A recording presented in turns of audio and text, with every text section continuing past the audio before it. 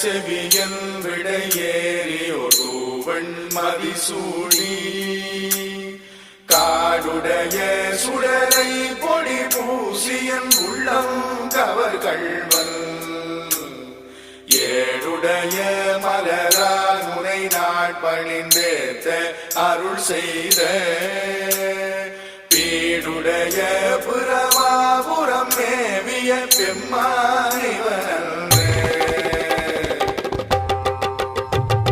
திருமறையை அந்தணர்கள் ஓதி வருகிறார்.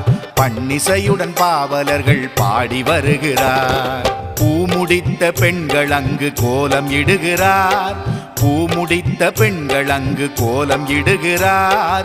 கோலாகலமாக சிவன் தேரில் வருகிறார். பவனி வருகிறார் பெருமான்.